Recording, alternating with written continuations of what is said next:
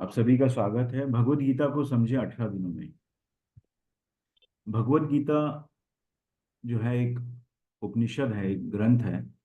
तो 18 दिन में हम इसको समझने का प्रयास करेंगे, है ना। 18 दिन में समझ जाएंगे हम, ऐसा श्योर नहीं है हम लोग, है ना। लेकिन हम लोग इसको एक समझने के लिए हम लोग तैयार हो जाएंगे, है ना। तो इसलिए हम 18 दिन में समझे, मतलब एक एक दिन में एक चैप्टर होगा और हर दिन एक नया चैप्टर हम लोग लेंगे।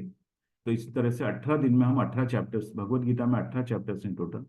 तो 18 चैप्टर्स हम एक एक करके देखेंगे और उसको समझने के लिए हम तैयार होंगे एक्चुअली। फिर उसके बाद, जैसे ये लेवल 1 है, एक्चुअली लेवल 2 में फिर हम लोग उसको डिटेल में एक एक श्लोक करते हैं। तो ये पॉसिबल नहीं है कि एक दिन में एक चैप्टर के हम सभी श्लोक ले पाए, ठीक है। तो इसलिए कोई, अभी हम लोग क्लास के पहले जो है एक पूरा उसको रिसाइट करते हैं। पूरे चैप्टर का आपने देखा, श्लोका पढ़ा और उसका भावार्थ पढ़ा माता जी लोगों ने। तो इससे हम पूरा चैप्टर एक बार पूरा रीड कर लेते हैं और उसके बाद कुछ मुख्य श्लोकों को हम लोग क्लास में डिस्कस करेंगे, ठीक है। तो इस तरह से हम इसको समझने का प्रयास करेंगे। और ये क्लास के अंदर आप लोग, ये हमारे कोच माता जी लोग हैं। तो किसी भी तरह का आपको सहायता चाहिए या किसी कुछ भी समझ में नहीं आ रहा है क्लास में आगे बढ़ने के लिए, है ना, कुछ दिक्कत है, तो आप इनसे आप सहायता ले सकते हैं, ठीक है। और क्विज के लिए हर दिन एक चैप्टर होगा और उसके साथ एक क्विज होगा। तो क्विज लेंगे, हर क्विज को आप क्लियर करेंगे, जब पूरे 18 क्विज हो जाएंगे आपको, तब वो सर्टिफिकेट जनरेट होगा, है ना। वो ऑटोमेटिकली सिस्टम पे आपको लास्ट चैप्टर में और सक्सेसफुली आपको उसको कंप्लीट करना है। तो हर दिन आपकी क्लास होती है, उसके बाद वो अपलोड होगा क्विज। उस क्विज को आप उसी दिन कर लेंगे तो अच्छा है, क्योंकि वो आप पढ़ा हुआ रहता है तो आपको याद रहेगा। बाद में बैठ के सब इकट्ठा करने की कोशिश करेंगे तो वो आपको उसमें मुश्किल हो सकता है, या कुछ समझ में ना आए या याद ना आए। तो इसलिए बेटर है कि उसी दिन आप करेंगे। उसमें कुछ डाउट भी रहता है तो नेक्स्ट डे आप पूछ सकते हैं, ठीक है। तो इस तरह से इसको क्विज के लिए, और क्विज के लिए आपको रजिस्टर करना पड़ेगा एक बार। और अभी जैसे आपने कोर्स के लिए रजिस्टर किया, तो क्विज के लिए भी एक बार रजिस्टर कर लीजिए उसको। वहाँ पर एक ही वन वन एक ही बार करना पड़ेगा। उसके बाद नेक्स्ट डे से आप उसी क्रेडेंशियल के साथ क्विज आप कर सकते हैं। और इसके बाद अगर कोई भी आपका प्रश्न है, वो हम लोग क्लास के अंत में लेंगे, है ना। क्वेश्चन एंड आंसर सेशन होगा, जिसमें आप अपने प्रश्न जो है आप उसको नोट कर लीजिए। जहाँ भी आपको कुछ होता है, डाउट आता है या कुछ पूछना चाहते हैं, उसको नोट कर लीजिए। क्लास के अंत में हम लोग कोशिश करेंगे उसको आपको रिप्लाई करने के लिए, ठीक है। और हैंड रेस कर सकते हैं, अपना चैट बॉक्स में प्रश्न डाल सकते हैं। हैंड रेस करेंगे तो उसके बाद आप उसको में क्वेश्चन आप पूछ सकते हैं, ठीक है। तो इस तरह से हम आगे बढ़ेंगे। तो भगवत गीता अध्याय 1, कुरुक्षेत्र के युद्ध स्थल में सैन्य निरीक्षण। तो ये सैन्य निरीक्षण हो रहा है ना। कुरु युद्ध जो है, महाभारत का युद्ध में ये जो है भगवत गीता भगवान ने अर्जुन को कही, है ना। तो युद्ध क्यों हुआ? क्योंकि जो धृतराष्ट्र थे, धृतराष्ट्र चाहते नहीं थे कि जो है पांडवों के पुत्र जो है राज्य करें, है ना। क्योंकि सब है तो सब कुरुवंश के, है ना। पांडव कौरव जो भी थे वो सब कुरुवंशी थे। लेकिन क्योंकि धृतराष्ट्र अंधे थे, तो वो उनको राज्याभिषेक नहीं हो सकता था, है ना, अपंग होने की वजह से। और पांडु जो थे, पांडु अ, भी उनके जो ब्रदर थे। और एक विदुर थे, विदुर दासीपुत्र होने की वजह से विदुर राज्य नहीं कर सकते थे, तो इसलिए पांडु ने राज्य किया। और रूल्स के हिसाब से या एक लॉजिक के हिसाब से पांडु के जो ज्येष्ठ पुत्र है उनको राज्य करना चाहिए। तो उस हिसाब से जो है युधिष्ठिर को राज्याभिषेक होना चाहिए था। तो पांडु जो थे वो राज्य आगे नहीं चलाना चाहते थे। वो राज्य को छोड़ के और अपना भगवान की भक्ति और ध्यान लगाना चाहते थे। तो उन्होंने वो उस टाइम के लिए, कुछ टाइम के लिए धृतराष्ट्र को एक टेम्पररी जो है राज्याभिषेक किया गया था, कि जब तक कि बच्चे बड़े नहीं हो जाते या कोई उत्तराधिकारी नहीं होता है तो ये करेंगे।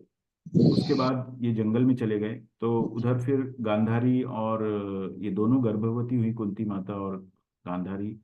और फिर कुंती मात्रा के जो पांचों पांडव हुए, तो युधिष्ठिर जो है पहले हो गए थे, तो वो ज्येष्ठ थे।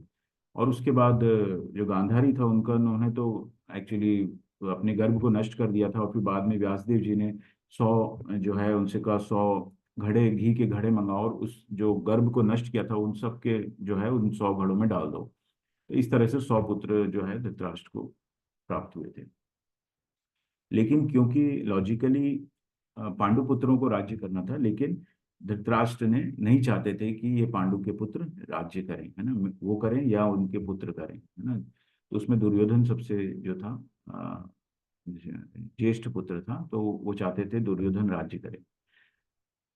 तो जब पांडव 12 वर्ष का वनवास और 1 वर्ष का अज्ञातवास करके लौटे, तो धृतराष्ट्र ने उनको राज्य देने से मना कर दिया।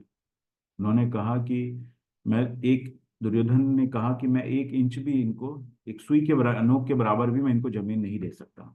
तब कृष्ण कृष्ण ये प्रस्ताव लेके गए थे लास्ट में कि चलो ठीक है, 5 गांव दे दीजिए, है ना, ताकि युद्ध टल जाए, है ना। लेकिन जो दुर्योधन और धृतराष्ट्र वो माने नहीं। दुर्योधन ने बहुत बदतमीजी से एक्चुअली भगवान के को रिप्लाई किया, और मैं अब कहा कि मैं एक सुई के बराबर, नोक के बराबर भी जमीन नहीं दे सकता। तब भगवान ने कहा कि ठीक है, फिर युद्ध में फैसला होगा। और इस तरह से युद्ध भूमि तक ये पहुंचा। ठीक है ना। सब लोग अब युद्ध भूमि में खड़े हैं, चारों तरफ सेनाएं हैं, दोनों तरफ सेनाएं हैं। कौरवों की सेना है एक तरफ, पांडवों की सेना है। और कौरवों को जो सपोर्ट करने वाले राजा थे उन लोगों की सेनाएं थी, और इस साइड पांडवों के सपोर्टर्स थे। सब तरफ सेनाएं हैं, सब लोग तैयार हैं, है ना। अब इस स्थिति में आगे कैसे होता है वो देखते हैं हम लोग। कौन है स्वामी प्रभुपाद? तो हम लोग जो अभी ये क्लास अटेंड कर रहे हैं, ये इस्कॉन बेंगलुरु के द्वारा आयोजित है ना। तो कोविड के टाइम से एक्चुअली, जब कोविड में थे तो किस तरह से लोगों तक ये भगवत ज्ञान पहुंचाया जाए, क्योंकि सब लोग परेशान थे। तो जो इस्कॉन बेंगलुरु की टीम ने डिसाइड किया कि इसको हम ऑनलाइन घरों तक पहुंचाएंगे। तो भक्ति वेदांत स्वामी प्रभुपाद जो थे, ये फाउंडर आचार्य थे इस्कॉन के, अंतर्राष्ट्रीय कृष्ण कृष्ण कृष्ण भावनामृत संगठन, है ना, ISKCON international society for Krishna consciousness, ISKCON का फुल फॉर्म है। तो उसकी शिक्षाओं पर आधारित है ये, है ना। तो भगवत गीता यथारूप बोलते हैं, जो इस्कॉन की भगवत गीता है उसको हम यथारूप इसलिए बोलते हैं क्योंकि प्रभुपाद ने उसको बिना, एज इट इज, जो भगवान का जो संदेश है उसको एज इट इज प्रेजेंट करने की कोशिश की है। और तात्पर्य आप पढ़ेंगे तो उसमें जो भी रेफरेंसेस दिए हैं वो किसी न किसी ग्रंथ से या उपनिषद से, किसी वेद से, जो भी रेफरेंस वो दे रहे हैं वो उससे रिलेट करके दे रहे हैं, वो कि वो वहां से लिया गया है। तो उन्होंने अपनी तरफ से कुछ भी छेड़खानी नहीं किया है। और भगवान जो भी समझाना चाह रहे हैं इस भगवत गीता को, तो इसीलिए, क्योंकि भगवत गीता बहुत सारी मार्केट में थी जब प्रभुपाद ने ये भगवत गीता लिखी और देखा, स्पेशली इंग्लिश में तो बहुत सारी भगवत गीताएं थी। तो प्रभुपाद को लगा कि नहीं, ये तो जो है जो संदेश है, गलत संदेश पहुंच रहा है लोगों तक। इसको समझने का जो, एक्चुअली भगवत गीता का जो आप देखेंगे, तीन तीन पार्ट्स में डिवाइडेड है। पहला जो है कर्म योग है। पहले 6 चैप्टर्स, जो 18 चैप्टर्स हैं उसमें से पहले 6 चैप्टर्स जो हैं वो कर्म योग हैं। उसके बाद 6 चैप्टर्स जो हैं वो भक्ति योग हैं। और उसके बाद लास्ट 6 चैप्टर्स जो हैं वो ज्ञान योग हैं। लेकिन आप देखेंगे तो ये तीनों योग जो है, योग मतलब भगवान से जुड़ना, योग मतलब जोड़ना, योग मतलब भगवान से जुड़ना। तो ये जो भगवत गीता का जो पूरा सार है वो ये तीनों योग जो हैं अलग अलग हैं। कर्म योग से भगवान से कैसे जुड़ सकते हैं, भक्ति योग से और ज्ञान योग से, लेकिन अल्टीमेटली जब तीनों योगों का आप निष्कर्ष देखेंगे तो भक्ति योग ही निकल के आता है। तो भगवान को हम भक्ति योग के द्वारा ही प्राप्त किया जा सकता है। तो ये प्रभुपाद अच्छे तरीके से मैसेज समाज में ले जाना चाहते थे, तो इसीलिए उन्होंने इस जो भगवत गीता यथारूप को लिखा, जिसकी बहुत आवश्यकता उन्हें लगी, है ना। क्योंकि भक्ति कहीं एक्चुअली धूमिल सी हो गई थी कि भक्ति को लोग सिर्फ पढ़ने से, भगवत गीता पढ़ने से ज्ञान हो गया, ठीक है, भगवान ने ये कहा और अर्जुन ने ये कहा, ये सब। लेकिन भक्ति अगर उसमें से नहीं आ रही है निकल के ना, तो भक्ति उसका कोई फायदा नहीं। क्योंकि अल्टीमेट जो गोल है भगवान की कृष्ण प्रेम प्राप्त करना जो भगव जीवन का असली गोल है, हमारा और हमारे हमारा और कृष्ण के बीच के संबंध को समझना है ना। हम भगवान के अंश हैं, तो हम आत्मा और परमात्मा के बीच का जो संबंध को समझना ये है। तो और ये भक्ति से ही आएगा। ये किसी कितना भी आपको ज्ञान हो जाए, लेकिन भगवान से अगर प्रेम नहीं है, श्रद्धा नहीं है, तो ये आपको ना भगवत गीता समझ में आएगी और ना भक्ति आएगी। तो इसलिए इसके अंदर श्रद्धा बहुत जरूरी है। श्रद्धा के हिसाब से तो आप सुनते हैं तो आपको भगवत गीता समझ में आएगी, है ना। और भगवान शक्ति देते हैं। भगवान बार बार कहते हैं अर्जुन को, क्यों बता रहा हूं मैं, क्योंकि तुम मेरे मित्र हो, क्योंकि तुम मुझसे प्रेम करते हो, क्योंकि तुम मुझे श्रद्धा रखते हो। तो इस तरह से बीच बीच में आप देखेंगे श्लोकों में भगवान बार बार बोलते हैं कि मैं तुम्हें इसलिए बता रहा हूँ, इसलिए बता रहा हूँ। तो इसकी शुरुआत हम श्रद्धा से करें तो बहुत अच्छी चीज है ना। ज्ञान तो आप हम लोग ले लेंगे कि भगवत गीता समझना है, भगवत गीता कोई एक किताब है जिसको हम सब लोग बोलते हैं, तो हम भी पढ़ते हैं। लेकिन अगर इसको हम श्रद्धा के साथ भगवान में श्रद्धा रखते हुए अगर हम समझने की कोशिश करेंगे तो ये हमें अच्छे से समझ में आएगी। तो प्रभुपाद बचपन से जो है, प्रभुपाद को ऐसा माहौल मिला घर के अंदर, आप देखेंगे लेफ्ट साइड में। तो ये प्रभुपाद के फादर भी डिवोटी थे, अच्छे भक्त थे। तो उनको घर के अंदर ही ऐसा एक माहौल मिला, है ना।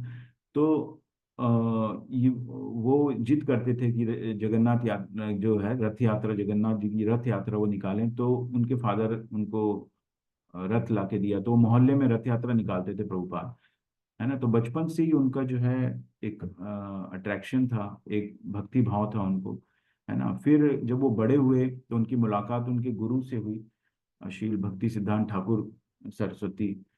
तो उन्होंने जब प्रभुपाद से पहली मीटिंग हुई, तो प्रभुपाद से जब थोड़ा सा इंटरेक्शन हुआ तो उनको बहुत प्रभावित किया।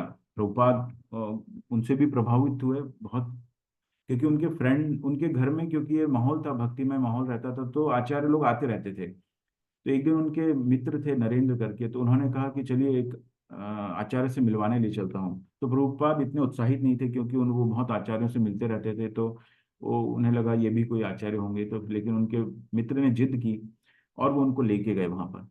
और जब वो भक्ति सिद्धांत ठाकुर से उनका इंटरेक्शन हुआ, तो वो बहुत प्रभावित हुए उनसे। और फिर उन्होंने मन ही मन उनको लगा कि नहीं, ये मेरे जो हैं गुरु बनने के लायक हैं। और भक्ति सिद्धांत ठाकुर ने भी जो प्रभुपाद से इंटरेक्शन किया, तो प्रभुपाद की इंग्लिश बहुत अच्छी थी। तो भक्ति सिद्धांत ठाकुर ने उनको उसी वक्त कहा कि क्यों नहीं तुम इसको पाश्चात्य देश में ले जाते हो, क्योंकि वहाँ लैंग्वेज का इशू था। ये सब ग्रंथ जो थे संस्कृत में थे, हिंदी में थे। तो उनके जो गुरु को लगा कि ये जो व्यक्ति हैं, ये इसको इंग्लिश में, पाश्चात्य देश के लोगों को तो इसका ज्ञान ही नहीं है ना भगवान का। और क्योंकि जो भी संस्कृति पाश्चात्य देश की, वो मुश्किल से 5,000 साल पहले की है, जो कलयुग के अंदर ही आई ये सब संस्कृति उनकी, है ना। लेकिन जो सनातन धर्म है, ये तो करोड़ों साल पहले का धर्म है। तो भक्ति सिद्धांत ठाकुर चाहते थे कि ये जो ज्ञान है ये पाश्चात्य देश को भी मिले, है ना। वो बिल्कुल अछूते हैं इस चीज से। तो ये जो काम जो है प्रभुपाद को सौंपा गया। इसलिए प्रभुपाद जो है, उन्होंने ये मूवमेंट में पार्टिसिपेट किया और काफी मेहनत की उन्होंने। ऐसा नहीं, 40 साल तक वो उन्होंने यहाँ पे एक संस्था भी खोली थी झांसी में। और फिर काफी मेहनत की कि हिंदुस्तान के अंदर इस ज्ञान को बढ़ाया जाए, भक्ति में लोग आए, है ना, किस तरह भक्ति योग को समझें वो किसी तरह। लेकिन वो काफी सफलता नहीं मिली उन्हें कुछ इंडिया में। फिर उन्होंने धीरे धीरे इसके ऊपर काम और किया, और करीब 30-40 साल हो गए उनको इंडिया में काम करते करते। और उन्होंने फिर उसका ट्रांसलेशन चालू किया इंग्लिश में, और भगवत गीता का ट्रांसलेशन शुरू किया। और भागवतम का जो है first canto, second canto, first canto complete किया। फिर धीरे धीरे सेकंड, थर्ड, जब थर्ड कैंटो तक कंप्लीट हो गया ट्रांसलेशन, तब उनके गुरु ने आदेश दिया कि अब आप जाने के लिए तैयार हो, अब आप जा सकते हो। तो प्रभुपाद जो है 1965 में, बड़ी इसके पीछे भी बहुत कहानी है, किस तरह उन्होंने बड़ी मेहनत करके जो जलदूत के अंदर, ये मालवाहक जहाज है, और उसमें बैठ के उन्होंने परमिशन ली। उनके जो थी ओनर थी, उनसे बहुत बार मिले वो। तो उन्होंने कहा कि आप इस उम्र, उस वक्त प्रभुपाद 70 ईयर्स के थे। तो उन्होंने कहा कि इस एज में आप कहाँ जाएंगे, परेशान होंगे, 20-25 दिन की यात्रा है, मालवाहक जहाज है, समुद्र में बहुत कठिनाइयाँ होती है ना, जलवायु बदलता है, तो बहुत परेशानियां होती हैं, आप क्यों परेशान हो रहे हैं आप, है ना। और इस उम्र में जाके, और तो लेकिन प्रभुपाद तो दृढ़ निश्चय था, उनको गुरु का आदेश था तो उसका पालन करना था। तो वो काफी उन्होंने उनको जो है रिक्वेस्ट किया उसके बाद तो वो मान गए, और इस तरह से जलदूत से 1965 में प्रभुपाद ने यूएस के लिए प्रस्थान किया। और फिर वहां पर उन्होंने इस्कॉन की स्थापना की 1966 में, है ना। एक साल उन्होंने मेहनत की और बहुत हताश से भी हो गए थे प्रभुपाद। प्रभुपाद की एक मूवी हम लोग देखेंगे, समय मिलेगा तो उसमें उन्होंने पूरा बताया किस तरह से उन्होंने संघर्ष करके इसकी स्थापना की, है ना। शुरू शुरू में वो सिर्फ 40 रुपए उनके पास थे, और ये भागवतम के सेट थे और भगवत गीता थी, इसी को लेके वो वहाँ गए। और फिर वहां जाके वो धीरे धीरे बहुत हताश से हो गए थे, उन्हें कुछ रिजल्ट नहीं निकल रहा था। और फिर उन्होंने सोचा कि हम वापस चलना चाहिए, और वो पता करने के लिए भी जा रहे थे। फिर उन्होंने सोचा चलिए कुछ दिन और रह जाते हैं। और फिर सडनली उस बीच में कुछ उनसे भक्त लोग उनसे मिले और प्रभावित हुए, और फिर धीरे धीरे धीरे करके लोग जुड़ते गए, है ना। वो हिप्पियों के बीच में रहते थे, और उनके उनके अंदर उन्होंने भगवत प्रेम जगाया, है ना। और धीरे धीरे वो इतने वैष्णव, उनको वैष्णव बना दिया, वो इतने कठोर भक्त बन गए कृष्ण के। और उन्हें लगा कि नहीं, ये जो स्वामी जी कह रहे हैं, और ये स्वामी जी के नाम से प्रभुपाद काफी फेमस हो गए। तो बोले ये स्वामी जी जो कह रहे हैं, इनके जो बातों में कुछ ना कुछ तथ्य तो है ना। क्योंकि हर क्वेश्चन प्रश्न का जवाब जो हम देखते हैं कि भगवत गीता के अंदर मिलता है, और हमारे ग्रंथ जो है सक्षम है हर प्रश्न का उत्तर देने में। तो इस तरह से प्रभुपाद ने यात्रा शुरू की। 1966 में इस्कॉन की स्थापना वहाँ हुई। तो ऐसा नहीं है इस्कॉन जो है, लेकिन प्रभुपाद ने काफी मेहनत हिंदुस्तान में पहले की थी, 40 साल तक की थी, है ना। और लेकिन बहुत ज्यादा सफलता उनको हिंदुस्तान में नहीं मिली। इस तरह से उन्होंने वहां पर एक बैक टू गॉडहेड एक मैगजीन चालू की, और उसके बाद कई बुक्स उन्होंने लिखी उसके बाद। इसका इस्कॉन राधा गोविंद मंदिर जो है बेंगलुरु में है, जिसके थ्रू हम लोग ये क्लासेस अटेंड कर रहे हैं। और ये आ, नाम निष्ठा दास प्रभु जी वहाँ के प्रेसिडेंट हैं, जिन्होंने अपना जो जीवन है भगवान की सेवा के लिए अर्पित कर दिया है। जिन्होंने आईआईटी कानपुर से बीटेक किया, और उसके बाद उन्होंने इन्फोसिस जैसे कंपनी में काम कर रहे थे वो। बट उनके जो आईआईटी के टाइम से, आईआईटी प्रीमाइसिस में ही कुछ भक्त जब आए थे, तो उसी वक्त से उनका इंटरेक्शन हुआ और वो काफी प्रभावित हो गए थे।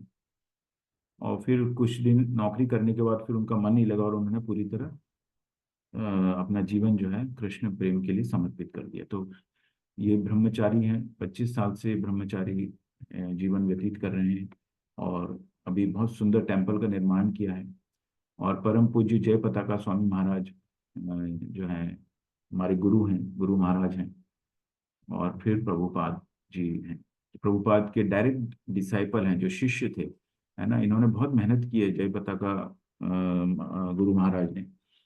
प्रभुपाद के साथ यूएस से यहाँ पर आए थे, और फिर प्रभुपाद ने इनको मायापुर का साम्राज्य पूरा दे दिया था कि now this kingdom is yours करके उनको दे दिया। और फिर जय पताका महाराज ने इंडिया के अंदर बहुत मेहनत करके इस ऑर्गेनाइजेशन को आगे बढ़ाया। तो ये राधा गोविंद मंदिर जो है, ये कोकोनट गार्डन जो कादरी टोल रोड पे है, कुलई के अंदर आता है ये। तो जो भी मैंगलोर के आसपास रहते हैं या जाना चाहते हैं, वो लोग जा सकते हैं। भगवत गीता एक महाकाव्य ग्रंथ है, जिसमें हमारी सभी समस्याओं के उत्तर हैं। यह महात्मा अ, गांधी द्वारा एक आध्यात्मिक शब्दकोश माना जाता था, और यह पूरे विश्व के लिए कई लोगों के लिए प्रेरणा की पुस्तक है। तो जो भगवत गीता है, इसमें हम लोग, ये एक लाइफ मैनुअल है। जैसे कोई इक्विपमेंट होता है या कोई टॉय होता है, तो उसके साथ एक हमको मैनुअल मिलता है कि ये कैसे ऑपरेट करेगा। तो इसी तरह भगवत गीता जो हमारे लाइफ का मैनुअल है, हमें लाइफ को कैसे आगे बढ़ाना है ना, कैसे हमको लाइफ को जीना है, ये बताता, उद्देश्य क्या है, जीवन का उद्देश्य बताता है। तो ये महात्मा गांधी भी इसको बहुत प्रेज करते थे, और इसको एक आध्यात्मिक शब्दकोश बोलते थे वो। और कई लोगों ने इससे प्रेरणा ली है विश्व में। जो लोग गीता का ध्यान करते हैं, वे हर दिन ताजा आनंद और नए अर्थ प्राप्त करेंगे। तो ऐसा बोलते हैं, जब भी गीता भगवत गीता पढ़ते हैं, हमको एक नई चीज सीखने को मिलती है। तो इसीलिए कोई कहता है कि ना मैंने पढ़ लिया है, या क्योंकि वो हर बार पढ़ते हैं तो नया ज्ञान मिलता है। तो ऐसा कभी नहीं होगा कि हमने अब पढ़ लिया है, अब ये खत्म हो गया है। लेकिन ये रोज पढ़ते हैं, तब भी हमको नई चीज मिलती है, हमें प्रश्नों के उत्तर मिलते हैं, है ना। आइंस्टीन कहते हैं, जब मैं भगवत गीता पढ़ता हूँ और महसूस करता हूँ कि भगवान ने इस ब्रह्मांड को कैसे बनाया है, जो इतना शानदार है ना। अब देखिए साइंटिस्ट हैं, साइंटिस्ट तो ज़्यादा अच्छे से समझ सकते हैं इसको, क्योंकि जब वो एक एक जो है प्लैनेट को समझने की कोशिश कर रहे हैं, सूरज को, चंद्रमा को, है ना, ग्रहों को समझने की कोशिश कर रहे हैं वो, है ना, तो उन्हें लगता है कि ये ब्रह्मांड को कितने भगवान ने जब बनाया होगा ब्रह्मांड को, तो इस कितने शानदार तरीके से इसको बनाया है ना।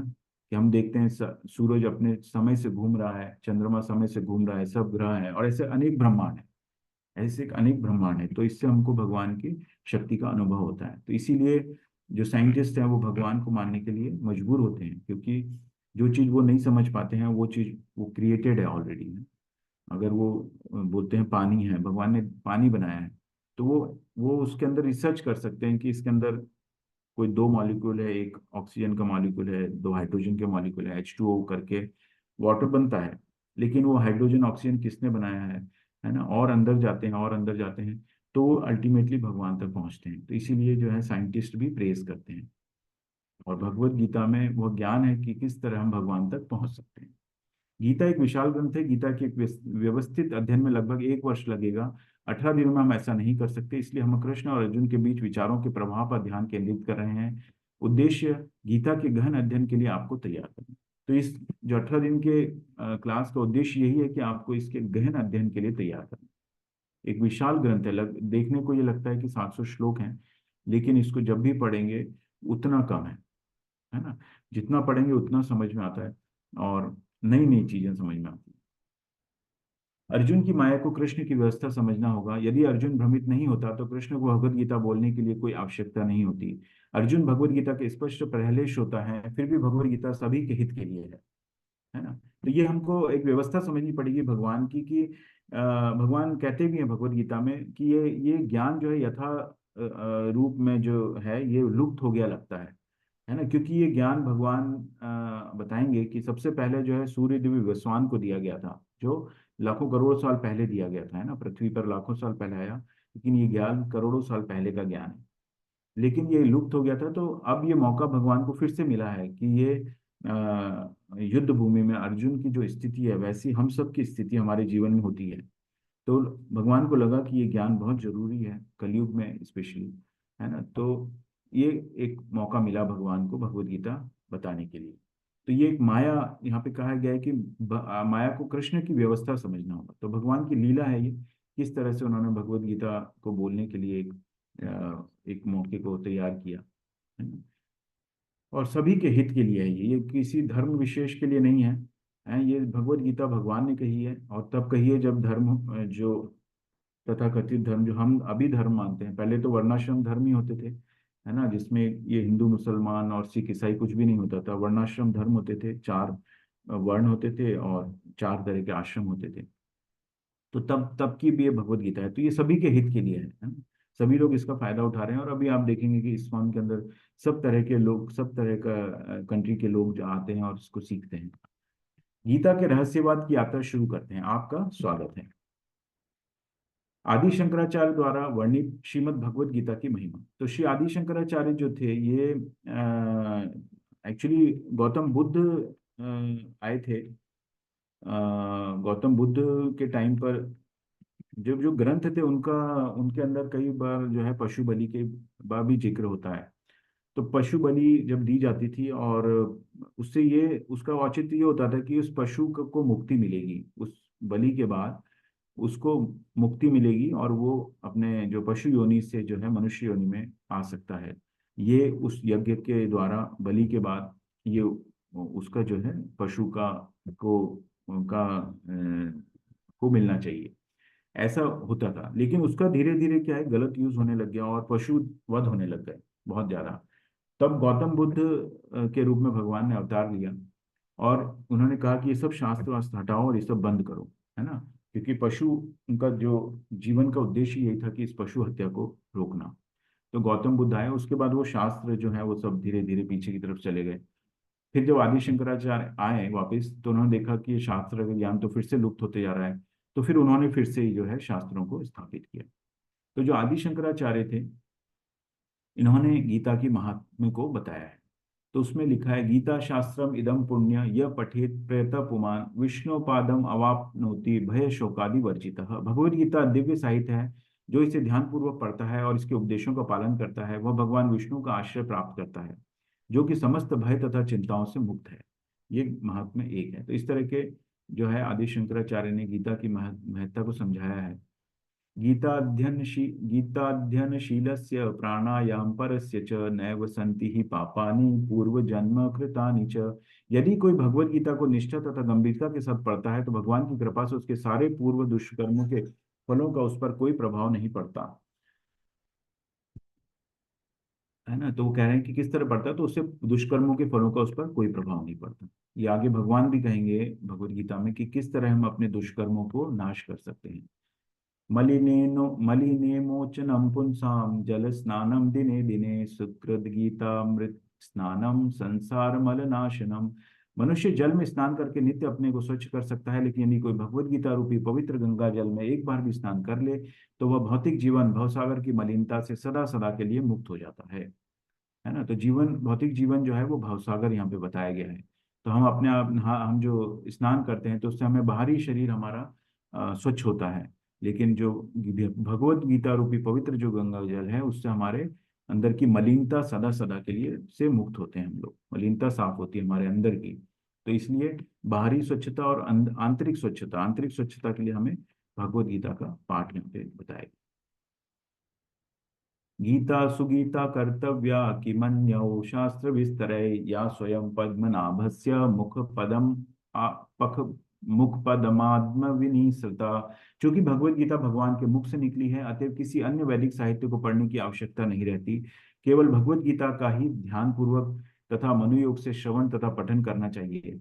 केवल एक पुस्तक भगवत गीता ही पर्याप्त है, क्योंकि ये समस्त वैदिक ग्रंथों का सार है और इसका प्रवचन भगवान ने किया है। गीता महात्म्य 4 है। तो आदि शंकराचार्य जी कह रहे हैं कि जो एक भगवत गीता जो है ये अपने आप में पूर्ण है, क्योंकि ये सभी वेदों का सार है, सभी ग्रंथों का सार है। सबसे लास्ट में ये लिखी गई थी, है ना। तो इसमें वेद व्यास जी ने पूरा जो वेदों का निचोड़ है वो सब हमारे लिए लिख दिए, क्योंकि अभी अभी हमारे पास उतना समय नहीं है कि हम भगवत गीता भी ठीक से पढ़ पाए। तो आगे भागवतम है, भागवतम के बाद फिर उपनिषद है, उपनिषद के ऊपर फिर वेद है। तो ये सब पढ़ते पढ़ते तो हमारी लाइफ भी बहुत कम है ना। हमारी 100 साल की एवरेज लाइफ भी मान लें हम, वैसे तो 80 हो गई है, लेकिन ये इसमें से हम लोग वो आधी जिंदगी तो हम बहुत ही कार्यकलापों में निकाल देते हैं। तो हमारे पास इतना समय नहीं है ना। तो इसलिए हम भगवत गीता जो है वो काफी जो है पर्याप्त है और सभी वैदिक ग्रंथों का सार है। उसके बाद समय मिलता है तो डेफिनेटली आपको पढ़ना चाहिए उपनिषद और वेद। भारमामृत सर्वस्वं विष्णु वक्त्राद्विनिसृतं गीता गंगोदकं पीत्वा पुनर्जन्म न विद्यते। जो गंगा जल पीता है वो मुक्ति प्राप्त करता है, अतः उसके लिए क्या कहा जाए जो भगवत गीता का अमृत पान करता हो। भगवत गीता महाभारत का अमृत है और इसे भगवान कृष्ण मूल विष्णु ने स्वयं सुनाया। ठीक है। तो भगवान स्वयं कह रहे हैं यहाँ पर, है ना, भगवान के मुख से निकली हुई है भगवत गीता, भगवान की वाणी है ना। और महाभारत का अमृत है। महाभारत जो हुई वो 18 दिन महाभारत चली, और उसमें से 45 मिनट के समय में भगवान ने अर्जुन को ये कहा। तो ये महाभारत के युद्ध का अमृत है, ये महाभारत का अमृत मिला। सर्वोपनिषदो गावो दोग्धा गोपाल नंदन पार्थो वत्स सुधी भोक्ता दुग्धम गीतामृतम महत। यह गीतोपनिषद भगवत गीता जो समस्त उपनिषदों का सार है, गाय के तुल्य है और ग्वाल बाल के रूप में विख्यात भगवान कृष्ण इस गाय को दूह रहे हैं। अर्जुन बछड़े के समान है और सारे विद्वान तथा शुद्ध भक्त भगवत गीता के अमृत में दूध का पान करने वाले हैं, है ना। तो गाय के समान बताया गया है कि भगवान जो है इस गाय को दूह रहे हैं और अर्जुन जो है बछड़े के समान इस अमृत में दूध का पान कर रहे हैं। तो हम भी इसका पान कर रहे हैं। एकम शास्त्रम देवकी पुत्र गीतम एको देवो देवकी पुत्र एव एको मंत्रस्य तस्य नामानि यानि कर्माप्येकम तस्य देवस्य सेवा। आज के युग में लोग एक शास्त्र, एक ईश्वर, एक धर्म तथा एक वृत्ति के लिए अत्यंत उत्सुक हैं। अतएव सारे विश्व के लिए केवल एक शास्त्र भगवत गीता हो, सारे विश्व के लिए एक ईश्वर हो देवकी पुत्र श्री कृष्ण, एक मंत्र एक प्रार्थना हो उनके नाम का कीर्तन, हरे कृष्ण कृष्ण कृष्ण हरे हरे, हरे राम राम राम हरे हरे। केवल एक ही कार्य हो, भगवान की सेवा। ठीक है। तो ये किस तरह से ये सब कर सकते हैं हम लोग, ये भगवत गीता में बताया गया है ना। ऐसा नहीं कि पूरा काम छोड़ के और हम भगवान का करेंगे, क्योंकि हमारा जो हमारी ड्यूटीज हैं, हमारे जो कर्तव्य हैं, उनको भी पूरा करना है। तो भगवान किस तरह से करते हैं, बड़ी सरलता से सब चीजें बताते हैं कि किस तरह से तुम मुझे प्राप्त कर सकते हो, है ना, भगवान के प्रेम को। तो इस तरह से ये श्री आदि शंकराचार्य जी ने इसके महात्म्य को समझाया। आप देखेंगे तो आदि शंकराचार्य के जो शिष्य हैं वो नहीं मानते हैं, वो भगवान कृष्ण को नहीं मानते हैं ना, वो द्वैतवाद अद्वैतवाद को मानते हैं। ठीक है।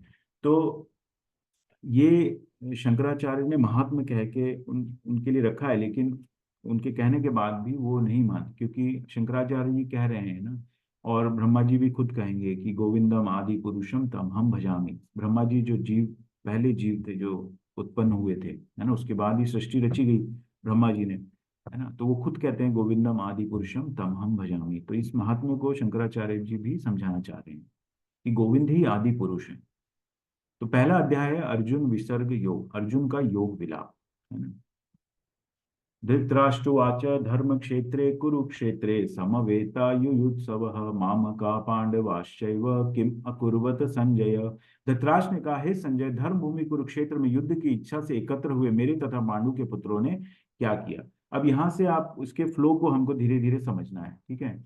इसके फ्लो को समझेंगे किस तरह से ये जो है भगवान अभी अर्जुन किस तरह से भ्रमित होगा, है ना, किस तरह से दुखी होगा। उसके बाद भगवान ज्ञान देना चालू करेंगे, फिर अर्जुन प्रश्न पूछेगा, फिर भगवान बताएंगे, प्रश्न पूछेगा, भगवान बताएंगे। तो ये हिंदू ग्रंथों की, हिंदू ये हमारे सनातन धर्म के शास्त्रों की जो एक अच्छाई है कि इसमें प्रश्न और उत्तर, मतलब भगवान से भी प्रश्न किया जा सकता है ना। तो ये एक बहुत अच्छी सुंदर चीज है इसके अंदर हमारे ग्रंथों में, कि ये प्रश्न और उत्तर की फॉर्म में है। तो कई बार जैसे हमारे मन में भी प्रश्न आते हैं, तो कई इन इन प्रश्नों के उत्तरों में हमें वो उत्तर मिल जाते हैं। ठीक है। तो यहाँ पे धृतराष्ट्र जो संजय हैं, संजय को दिव्य दृष्टि दी गई है ना, क्योंकि जो धृतराष्ट्र वो तो अंधे थे, है ना। अब संजय जो थे, संजय वेद व्यास जी के शिष्य थे। तो वेद व्यास जी ने उनको दिव्य दृष्टि दी, ताकि वो युद्ध को देख सकें और धृतराष्ट्र को बता सकें, है ना, क्या हो रहा है युद्ध में। तो धृतराष्ट्र का पहला श्लोक है, धृतराष्ट्र कह रहे हैं कि हे संजय, धर्मभूमि कुरुक्षेत्र में युद्ध की इच्छा से एकत्र हुए मेरे तथा पांडु के पुत्रों ने क्या किया। अब आप देखिए, यहाँ पर दो तीन चीजें हैं। वहां कह रहे हैं कि मेरे तथा पांडु के पुत्रों में, है ना। अब यहाँ पे वो अपना भेद कर रहे हैं, है तो सभी कुरुवंशी, है ना, लेकिन उनके अंदर का जो मनोभाव है वो देखने को यहाँ पे मिल रहा है कि एक तो वो अपने और पांडु के पुत्रों को भेद कर रहे हैं। दूसरा, वो ये पूछ रहे हैं कि युद्ध भूमि में युद्ध की इच्छा से आए हुए लोगों ने क्या किया। भाई, युद्ध की भूमि में सब लोग आए हुए हैं तो युद्ध ही करेंगे ना। लेकिन वो क्यों पूछ रहे हैं, क्योंकि उनके मन में कुछ ऐसा चल रहा है कि कहीं ऐसा ना हो कि ये युद्ध भूमि में आमने सामने खड़े हों, क्योंकि सब परिचित हैं लोग, है ना। और ऐसा ना हो कि कुछ कोई ऐसा कर दे और ये युद्ध ना हो, क्योंकि वो उन्हें कॉन्फिडेंस था कि मैं युद्ध जीत जाऊंगा इनसे, है ना, क्योंकि दुर्योधन ने भगवान की सेना भी ले ली थी और उन्हें उनके साथ काफी योद्धा थे। तो उनको ऐसा लग रहा था कि ये मैं युद्ध जीत जाऊंगा, है ना। तो वो ये नहीं चाहते थे कि युद्ध रुके। तो इसीलिए उन्होंने संजय से ये प्रश्न पूछा। तो इससे, इस श्लोक से उनके मनोभाव को हम देख सकते हैं धृतराष्ट्र के। महाभारत में वर्णित धृतराष्ट्र तथा संजय की वार्ताएं इस महान दर्शन के मूल सिद्धांत का कार्य करती है। माना जाता है कि दर्शन की प्रस्तुति कुरुक्षेत्र के युद्ध स्थल में हुई, जो वैदिक युग से पवित्र स्थल रहा है। इसका प्रवचन भगवान द्वारा मानव जाति के पर दर्शन हेतु तब किया गया जब वे इस लोक में स्वयं उपस्थित थे। तो इसमें दो चीजें हैं। एक तो धर्म क्षेत्र कहा गया, धर्म क्षेत्र कुरुक्षेत्र। कुरुक्षेत्र को धर्म क्षेत्र क्यों कहा गया है? क्योंकि कुरुक्षेत्र में कई कई युगों से जो है ऋषि मुनि वहां पर तपस्याएं करते थे, तपस्याएं करते थे, है ना। तो इसीलिए वो एक धर्म क्षेत्र के रूप में कुरुक्षेत्र है। और दूसरा जो है, भगवान स्वयं उपस्थित थे वहां पर, है ना, इसीलिए उसको धर्म क्षेत्र भी कहा गया, क्योंकि भगवान स्वयं उपस्थित थे वहां पर। लाइट बंद कर दी। संजय ने कहा, हे राजन, पांडु पुत्रों द्वारा सेना की व्यूह रचना देखकर राजा दुर्योधन अपने गुरु के पास गया और उसने ये शब्द कहे, हे आचार्य, पांडुपुत्रों की विशाल सेना को देखें जिसे आपके बुद्धिमान शिष्य द्रुपद के पुत्र ने अपने कौशल से व्यवस्थित किया है ना। तो यहाँ पे संजय बता रहे हैं कि पांडुपुत्रों की व्यू रचना को देखकर जब दुर्योधन जो है अपने गुरु के पास गया, एकदम से वो उनके टेंट में गया द्रोणाचार्य के पास, क्योंकि उन्हें मालूम था ये सब जो है जितना भी सीखे हैं पांडु, है ना, वो सब द्रोणाचार्य से, उनके गुरु तो एक ही थे दोनों के, है ना। पांडु के पांडु पुत्रों के गुरु भी वही थे और ये भी थे, तो शिक्षाएं तो सबने समान ली हुई थी, है ना।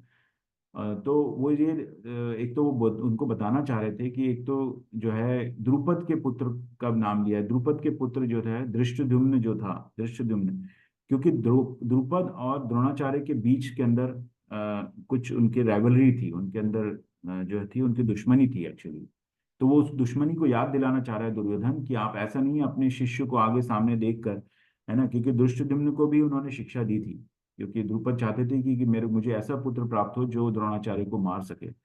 और ये द्रोणाचार्य जानते भी थे, लेकिन क्योंकि वो शिष्य थे तो उनको सब शिक्षाएं दी थी, और उसी ने ये व्यवस्था पूरी व्यूह रचना जो है जमाई थी। तो वो दुर्योधन उनको बार बार याद दिला रहा है कि कहीं आप ऐसा ना हो युद्ध की भूमि में जाके अपने शिष्य के प्रति आकर्षित हो जाओ या उनसे मोहित हो जाओ, या आप जो है युद्ध ठीक से ना लड़ो। तो वो बार बार याद दिला रहा है। तो इस तरह से तब कुरुवंश के वयोवृद्ध परम प्रतापी एवं वृद्ध पितामह ने सिंह गर्जना किसी ध्वनि करने वाले अपने शंख को उच्च स्वर से बजाया, जिससे दुर्योधन को हर्ष हुआ।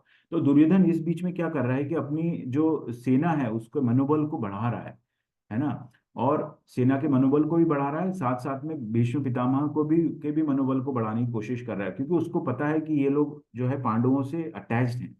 ये लोग, ये जितने भी लोग हैं मेरे साथ में, ये सब पांडवों से अटैच्ड हैं, तो ये ऐसा ना हो ये युद्ध में ठीक से लड़े ना। तो वो मनोबल बढ़ा रहा है, युद्ध भूमि में भी बढ़ा रहा है, और अपने सैनिकों का भी बढ़ा रहा है कि हमारे साथ ये योद्धा है वो योद्धा है, सब योद्धाओं के नाम लिए उसने अपने। और फिर भीष्म पितामह को भी, तो पितामह समझ गए कि ये इसके मन में क्या चल रहा है ना, ये दुर्योधन के मन में क्या चल रहा है। तो उसको फिर उत्साहित करने के लिए उन्होंने अपना जो शंख बजाया, जिससे दुर्योधन को हर्ष हुआ। तो उसको लगा कि हाँ पितामह जो है मेरे साथ हैं। ततः श्वेतैर्हत हय त्वतः श्वेतैर्हयैर्युक्ते महति स्यन्दने स्थितौ माधव पांडवश्चैव दिव्यो शंखो तदधमतुः। दूसरी ओर से श्वेत घोड़ों द्वारा खींचे जाने वाले विशाल रथ पर आसीन कृष्ण तथा अर्जुन ने अपने अपने दिव्य शंख बजाए। तो जब यहाँ के कौरवों के यहाँ से सब शंख बज गए, है ना, पितामह ने बजा दिए, उनके सब चर्चा हो गई, उसके बाद पांडवों ने अपने शंख बजाए। तो भगवान ने सबसे पहले अपना शंख बजाया, है ना। सबके अपने अपने शंख हैं और सब दिव्य शंख हैं यहाँ पर। और ये जो रथ है ये भी दिव्य है, ये जो है अर्जुन को अग्निदेव ने दिया था। तो हर चीज जो है दिव्य है यहाँ पर, भगवान स्वयं साथ में है। और इस तरह से उन्होंने शंख बजाया, जिससे जो वहाँ का माहौल जो है वो पूरा कोलाहलपूर्ण हो गया और उनके हृदय को विदीर्ण करने लगा, ऐसा बताते हैं। अथ व्यवस्थितान् दृष्ट्वा धार्तराष्ट्रान् कपिध्वजः प्रवृत्ते शस्त्रसम्पाते धनुरुद्यम्य पाण्डवः ऋषिकेशं तदा वाक्यम् इदम् आह महीपते। उस समय हनुमान से अंकित ध्वजा लगे रथ पर आसीन पांडुपुत्र अर्जुन अपना धनुष उठाकर तीर चलाने के लिए उद्यत हुआ। हे राजन, धृतराष्ट्र के पुत्रों को व्यूह में खड़ा देखकर अर्जुन ने श्री कृष्ण से ये वचन कहे। तो यहाँ पर एक साइन और भी है ये, कि अंकित हनुमान से अंकित ध्वजा, ध्वजा के ऊपर जो है हनुमान जी, तो ये भी भीम को जो उन्होंने वचन दिया था कि मैं तुम्हारा साथ दूंगा इस युद्ध में, क्योंकि यहाँ पे कृष्ण जो है, जो भगवान स्वयं जो है, राम जो यहाँ पर हैं, तो उस राम और हनुमान, और जहाँ पे राम रहते हैं वहाँ पे सीता रहती है, ठीक है। तो हनुमान, राम और सीता सब एक साथ हैं। तो यहाँ पर इसीलिए यहाँ पर जो माधवपति, वो माधव बोलते हैं, माधव मतलब लक्ष्मीपति जो हैं, वो लक्ष्मी हमेशा भगवान के साथ रहती हैं। तो ये सब जो है, जो साइन है ये सब, कि अंकित पे जो है हनुमान जी हैं, दिव्य रथ है और दिव्य शंख है, भगवान साथ में है, लक्ष्मी जी साथ में है। तो ये सब जो है पांडवों की जीत को सुनिश्चित करते हैं, ये साइन है सब, है ना। ये सब जो है चिन्ह, ये दिखाते हैं, ये सब चिन्ह दिखाते हैं कि पांडवों की जीत सुनिश्चित है, क्योंकि जहां पर भगवान स्वयं है वहां पर धर्म की जीत होगी, क्योंकि ये धर्म की लड़ाई है ना। अर्जुन ने कहा, हे अच्युत, कृपा करके मेरा रथ दोनों सेनाओं के बीच में ले चलें, जिससे मैं यहाँ युद्ध की अभिलाषा रखने वालों को और शस्त्रों की इस महान परीक्षा में जिनसे मुझे संघर्ष करना है देख सकूं, है ना। तो यहाँ पे आप देखिए दो चीज बोली उन्होंने, अच्युत बोला है भगवान को, अच्युत। अच्युत मतलब जो है अपने, भगवान जो है अपने शिष्य के लिए कुछ भी कर सकते हैं, है ना। इसीलिए यहाँ पे अच्युत कहा गया है। तो अब अर्जुन भगवान को निर्देश दे रहा है कि आप मेरे, है ना, वो भगवान है ना, उनको निर्देश दे रहा हो, भगवान भी उसका आनंद ले रहे हैं कि किस तरह मेरा जो है भक्त जो है मेरे को आदेश दे रहा है। तो इस मनोवृत्ति को यहाँ पे दिखाया गया है ना। तो भगवान भी उसमें, और वो कह रहा है कि, और वो एक दूसरा वो निरीक्षण भी करना चाह रहा है यहाँ पर, देखिए कि दोनों सेनाओं के बीच में एक कुशल योद्धा जो होता है वो असेस करता है, जो आर्मी की, जो दुश्मन की जो सेना होती है उसको असेस करता है ना, उसका आकलन करता है कि कहाँ मुझे खतरा हो सकता है, तो जिसके हिसाब से वो अपना स्ट्रैटेजी बना सके। तो एक योद्धा की तरह भी वो देखना चाहता था कि कौन कौन वहाँ खड़े हैं और किस तरह से उन्होंने व्यवस्था की है। अर्जुन ने वहां पर दोनों पक्षों की सेनाओं के मध्य में अपने चाचा ताऊओं, पितामहों, गुरुओं, मामाओं, भाइयों, पुत्रों, पौत्रों, मित्रों, ससुरों, शुभचिंतकों को भी देखा। अब देखिए यहाँ से अर्जुन की जो है समस्या चालू हुई है ना। जब वो वहां बीच में गया तो वहां पर उसके चाचा, पितामह, गुरु, मामा, भाई, सब कुछ उसके जो, उनके जो रिश्तेदार थे, है ना, मित्रों, उनको भी देखा, और उसके शुभ चिंतक थे, सभी को देखा, है ना। लेकिन वो लोग भी सब अपने अपने कर्तव्य से बंधे हुए थे, है ना। तो भीष्म पितामह ने तो प्रतिज्ञा ली थी कि मैं जो है राज्य की रक्षा के लिए हमेशा साथ रहूंगा। तो इसलिए उनको रहना पड़ा कौरवों के साथ में। इसी तरह सब लोग जो थे बनते, लेकिन जब वो उसने देखा, तब उसके अंदर जो है विचार चालू हुए अर्जुन के अंदर, है ना। यहाँ से जो अर्जुन का है, अर्जुन का की व्यथा को हम लोग सुनेंगे। अर्जुनवाच दृष्टम दृष्टवेमं स्वजनं कृष्ण युत्सं समुपस्थितं सीदन्ति मम गात्राणि मुख च परिशुष्यति। अर्जुन ने कहा, हे कृष्ण, इस प्रकार युद्ध की इच्छा रखने वाले मित्रों तथा संबंधियों को अपने समक्ष उपस्थित देखकर मेरे शरीर के अंग कांप रहे हैं और मेरा मुंह सूखा जा रहा है।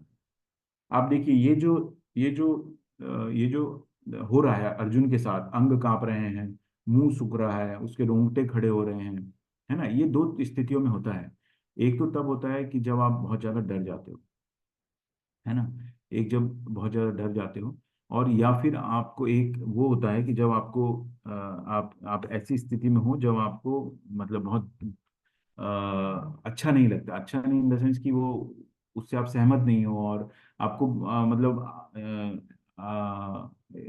दया दया भी आ रही है। यहाँ पे अर्जुन की दया दिखाया गया है उसको, है ना। अपने सामने सैनिक दिखे जो मरने के लिए तैयार हैं, मित्र संबंधी सब दिखे, तो यहाँ पर उसको दया आ गई, दया भी आ गई। और दूसरा, उसको डर उससे नहीं लग रहा था, डर इससे लग रहा था कि ये लोग मर जाएंगे बिना किसी वजह के। उसको ये लग रहा था कि युद्ध क्यों हो रहा है ना, सिर्फ। और वो मना भी कर देता है, अभी आगे देखेंगे कि वो मना भी कर देता है कि मैं युद्ध नहीं करना चाहता, है ना। तो इसलिए उसको ये डर भी लग रहा है और साथ में दया भी आ रही है। तो ये यहाँ पे दिखाया गया है। और उसके अंग कांप रहे हैं और मेरा मुंह सूखा जा रहा है। हे कृष्ण, इस युद्ध में अपने ही स्वजनों का वध करने से न तो मुझे कोई अच्छाई दिखती है और न मैं उससे किसी प्रकार की विजय, राज्य या सुख की इच्छा रखता हूँ, है ना। तो वो अर्जुन कह रहे हैं कि मुझे इससे कोई अच्छाई नहीं दिखती, मैं अपने ही रिश्तेदारों को मार कर मुझे ऐसे राज्य को प्राप्त नहीं करना है, वो ये कहना चाह रहा है ना। तो इस विजय से क्या सुख मुझे मिल सकता है। लोग अपने किसी जो विक्ट्री होती है उसको शेयर किसके साथ करते हैं, अपने परिजनों के साथ करते हैं ना। तो वो ये कहना चाह रहा है कि जब मैं इस युद्ध में सबको मार दूंगा तो मैं इस जीत को किसके साथ शेयर करूंगा, है ना, इस युद्ध के साथ मैं किसके साथ बांटूंगा, है ना। तो इसमें मुझे कोई इच्छा ही नहीं दिखती है। हे गोविंद, हमें राज्य सुख अथवा इस जीवन से क्या लाभ, क्योंकि जिन सारे लोगों के लिए हम उन्हें चाहते हैं वे ही इस युद्ध भूमि में खड़े हैं। हे मधुसूदन, जब गुरुजन, पितृगण, पुत्रगण, पितामह, मामा, ससुर, पौत्रगण, साले तथा अन्य सारे संबंधी अपना धन एवं प्राण देने के लिए तत्पर हैं और मेरे समक्ष खड़े हैं, तो फिर मैं इन सबको क्यों मारना चाहूंगा, भले ही मुझे क्यों न मार डालें। हे जीवों के बालक, मैं इन सबों से लड़ने को तैयार नहीं, भले ही बदले में मुझे तीनों लोग क्यों न मिलते हों। इस पृथ्वी की बात ही छोड़ दें, भला धृतराष्ट्र के पुत्रों को मारकर हमें कौन सी प्रसन्नता मिलेगी, है ना। तो अब अर्जुन भगवान को समझा रहे हैं ना, गोविंद कहा गया भगवान ने। गोविंद मतलब जो गौवों की रक्षा करते हैं, या फिर गौ मतलब इंद्रियां भी होती है, जो इंद्रियों के स्वामी उनको गोविंद बोलते हैं। तो भगवान जो गोविंद कह के उनको संबोधित किया अर्जुन ने, कि हे गोविंद और हे मधुसूदन, क्योंकि मधु मधु नाम के राक्षस का व्रत किया था, तो भगवान को मधुसूदन भी कहा जाता है। तो भगवान के हर नाम के पीछे एक लीला है ना। तो उसको भी कोशिश करना चाहिए समझने की कि यहाँ पे मधुसूदन क्यों कह रहे हैं। तो भगवान यहाँ पे, अब भगवान देखिए, आप अर्जुन जो है ये मोहित हो गया है ना, अपने इंद्रियों के उसमें है, मोहित हो गया है वो, कि मैं ये क्यों मारूं, क्यों करूं, दया मतलब युद्ध नहीं करना चाहता किसी तरह वो। और वो समझा रहा है कि मेरे समक्ष खड़े हैं, मैं इनको क्यों मारना चाहूंगा, है ना। ये भले ही ये मुझे क्यों ना मार डालें, तो ये सब कह रहा है। लेकिन भगवान जो है, जो इंद्रियों के स्वामी है ना, मधुसूदन है, वो उसको उनको युद्ध भूमि तक लेके आए हैं ना। और भगवान चाहते हैं युद्ध हो, है ना। और जब भगवान की इच्छा के लिए हम करते हैं ना, जब हम अपनी इंद्रियों को भगवान को समर्पित करके कुछ कार्य करते हैं, तो वो उसमें कुछ भी पाप नहीं होता, भले ही वो क्योंकि भगवान की मर्जी है उसमें ना, और वो धर्म की रक्षा के लिए हो रहा है ये सब, है ना। तो इसीलिए जो है भगवान को यहाँ पे गोविंद भी कहा गया है। और एक मैसेज यहाँ पे देने की कोशिश की गई है कि हमें अपने इंद्रियों को या अपने कर्मों को, कार्य जो भी करें, हम भगवान को समर्पित करना चाहते, भगवान की खुशी के लिए करें, है ना। और यहाँ पे भगवान की मर्जी है कि युद्ध हो, है ना। तो ये अर्जुन समझ नहीं पा रहा है, अर्जुन अपने मोह में फंसा जा रहा है, मामा पितामह साले ये सब संबंधियों के मोह में फंस रहा है वो, है ना। आगे ने सेकंड चैप्टर में बताएंगे भगवान कि जो है कितने मूर्ख जो है, आप पंडित पूर्ण बातें कर रहे हो अब इस तरह की, है ना। कार्पण्य दोष बोला गया है, कृपण कृपण कहा गया है। ठीक है, तो इस तरह से यहाँ पे इसका अर्जुन का जो है मोह दिख रहा है यहाँ पर, और वो ये नहीं समझ पा रहे कि भगवान की मर्जी है इसमें।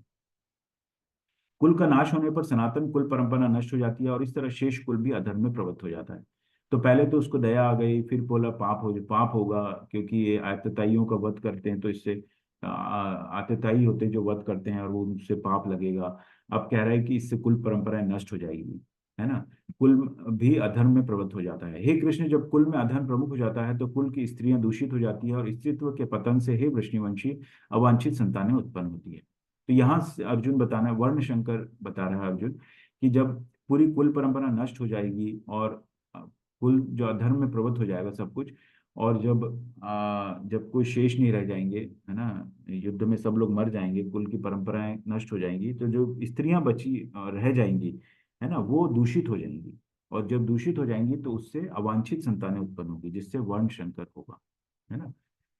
वर्ण संकर होगा, क्योंकि वर्णाश्रम धर्म होता था ना। वर्णाश्रम में चार वर्ण थे, ब्राह्मण, क्षत्रिय, वैश्य और शूद्र। चार धर्म थे, और चार वर्ण थे, और चार धर्म थे, आश्रम थे, है ना। तो उसके अंदर ब्रह्मचर्य आश्रम आश्रम, गृहस्थ आश्रम, और फिर संन्यास आश्रम लास्ट में, है ना। तो इस तरह के चारों आश्रम थे। तो इस तरह का जब व्यवस्था, उस वक्त ऐसी व्यवस्था थी, तो जब कुल परंपरा के लोग ही नहीं रहेंगे, तो जो स्त्रियां हैं वो दूषित हो जाएंगी, और अवांछित संतानें उत्पन्न होती हैं, तो इससे वो है कुल परंपरा नष्ट होती है। इसको वर्ण शंकर बोलते हैं। शंकरो नरकायेव कुलज्ञानां कुलस्य च पतन्ति पितरो येषां लुप्तपिंडोदक क्रियाः। अवांछित संतानों की वृद्धि से निश्चय ही परिवार के लिए तथा पारिवारिक परंपरा को विनष्ट करने वालों के लिए नारकीय जीवन उत्पन्न होता है। ऐसे पतित कुलों के पुरखे पितर लोग गिर जाते हैं, क्योंकि उन्हें जल तथा पिंडदान देने की क्रियाएं समाप्त हो जाती हैं। तो जब वो अर्जुन बता रहे हैं कि अगर जब ये सब परंपराएं नष्ट हो जाएगी, तो जो जैसे पुत्र अपने पिता को पिंडदान देता है ना, जल तथा पिंडदान देने की क्रियाएं देता है, तो उन्हें मुक्ति नहीं मिलेगी। जो पितर लोग हैं वो गिर जाएंगे, उन्हें मुक्ति नहीं मिलेगी, और वो अधम योनियों में जाएंगे, ना, गिर जाएंगे मतलब अधम योनि में चले जाएंगे, और वो मुक्त नहीं होंगे। तो ये सब जो परंपराएं, ये सब नष्ट हो जाएगी। क्यों? क्योंकि वर्ण संकर हो जाएगा। वो जब कुल ही नहीं रह जाएंगे, तो वो परंपराएं कहाँ से रहेंगी। तो ये सब युद्ध के जो है वो बता रहा है, वो नेगेटिव साइड्स बता रहा है अर्जुन। संजय उवाच एवं उक्त्वार्जुनः संख्ये रथोपस्थोपविशत विसृज्य सशरं चापं शोक संविघ्न मानसः। संजय ने कहा, युद्ध भूमि में इस प्रकार कहकर अर्जुन ने अपना धनुष तथा बाण एक ओर रख दिया, और शोक संतप्त चित्त से रथ के आसन पर बैठ गया। तो इस तरह अर्जुन ने अपने सब एक एक करके कारण बताए। पहले दया आ गई, उसको सब सामने देखा, फिर बोला पाप लगेगा, फिर उसने बोला कि नहीं, ये कुल परंपराएं नष्ट हो जाएगी, है ना। और इस तरह के कारण देते गया, और कहा कि मैं युद्ध नहीं कर सकता, और एक तरफ अपना धनुष बाण रख दिया, और शोक संतप्त चित्त से रथ के आसन पर बैठ गया। तो इस तरह से अर्जुन जो है, अर्जुन ने ये पांच चीजें बताई कि दया जो है, उसको दया आ गई, इसमें कोई आनंद नहीं, इनको मार के मुझे क्या आनंद मिलेगा, और फिर इससे पाप लगेगा इनको, है ना, मारूंगा मुझे पाप लगेगा। और ये फैमिली ट्रेडिशन जो पारिवारिक परंपरा है, ये सब नष्ट हो जाएंगी, कुल परंपरा नष्ट हो जाएगी। और अगले अगले चैप्टर में फिर ये अर्जुन बोलता है कि मैं अब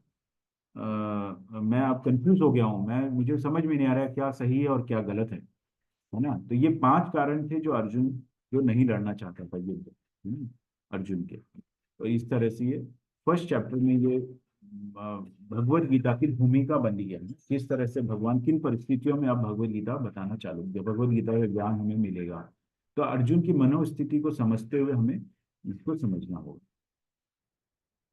वांछा कल्पतरुभ्यश्च कृपा सिंधुभ्य एव च पतितानां पावनेभ्यः वैष्णवेभ्यो नमो नमः। अनंत कोटि वैष्णव वृंद की जय, श्री प्रभुपाद की जय। यस।